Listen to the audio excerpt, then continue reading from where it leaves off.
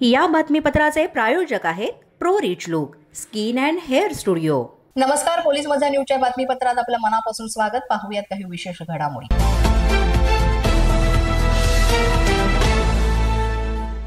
बातमीपत्राच्या सुरुवातीलाच बीडमधून एक बातमी समोर येते। बीडमधल्या परळीत परप्रांतीय तरुणीवर सामूहिक बलात्कार करण्यात आलेला आहे।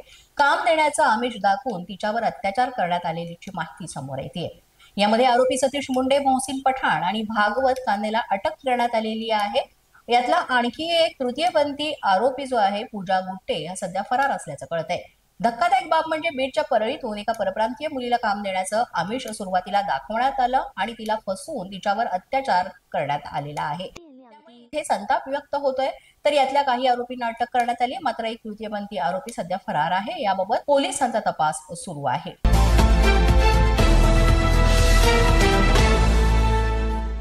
मनसेचा राजकीय दर्जा रद्द करण्याची मागणी करणारी याचिका सुप्रीम कोर्टानं फेटाळली। केवळ प्रसिद्धीसाठी अशा याचिका दाखल करू नका असं देखील कोर्टानं याचिकाकर्त्यांना सुनावलंय। पीआयएल ही नागरिकांच्या हक्कांच्या संरक्षणासाठी असते असं कोर्टाने यामध्ये स्पष्ट केलंय। मराठी भाषेच्या मुद्द्यावरून मनसेनं घेतलेल्या मुद्द्यावरून मनसेचा राजकीय दर्जा रद्द करण्याची मागणी या याचिकेत करण्यात आली होती।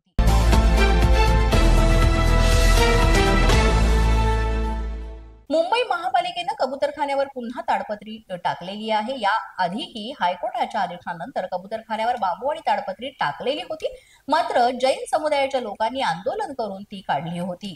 त्यानंतर इथलं वातावरण गरम झालं होतं, तापलं होतं। या ठिकाणी मोठ्या प्रमाणात त्यामुळे पोलीस बंदोबस्त तैनात करण्यात आला, दंगल नियंत्रण पथकही तैनात करण्यात आलं।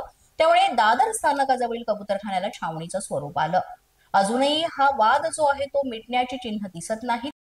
स्पष्ट सांगितलेलं आहे की नागरिकांच्या आरोग्याशी खेळता येणार नाही आणि कबुतरांच्या विष्ठेमुळे आणि कबुतरांमुळे नागरिकांच्या आरोग्याला धोका संभवतोय। मात्र असं स्पष्ट केलंय तरी सुद्धा काही लोक कबुतरांना खाद्य टाकताना दिसतच आहेत। अशांवर कारवाई करण्यात येईल असं सांगण्यात आलंय। पोलीस माझा न्यूजच्या बातमीपत्रात वेळ झाली एका छोट्याशा विश्रांतीची। पाहत रहा पोलीस माझा न्यूज। या बातमीपत्राचे प्रायोजक आहेत pro rich look skin and hair studio. विश्रांतीनंतर पुन्हा एकदा पोलीस माझा न्यूजच्या बातमीपत्रात आपलं मनापासून स्वागत।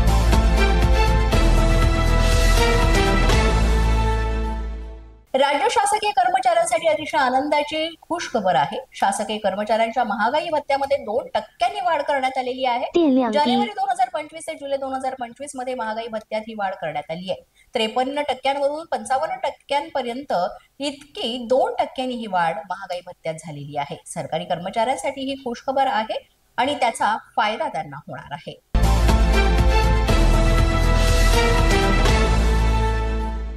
नाशिकच्या जयभवानी रोडवरील आर्टिलरी सेंटर परिसरामध्ये वारंवार बिबट्याचं दर्शन होत असल्यामुळे नागरिकांमध्ये प्रचंड भीतीचं वातावरण पसरलंय।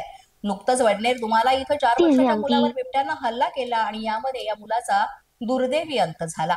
या पार्श्वभूमीवर मनसेकडून वनमंत्र्यांविरोधात निदर्शनं करण्यात आली आहेत। सरकार आणि प्रशासन देत नाही लक्ष म्हणून आम्ही झालो भक्ष, अजून किती जीव जाणार, वनमंत्री उत्तर द्या, अशा वेगवेगळ्या आशयाचे फलक झळकावत मनसे कार्यकर्त्यांनी रोडवरील आर्टिलरी सेंटर इथे ही निदर्शनं केली।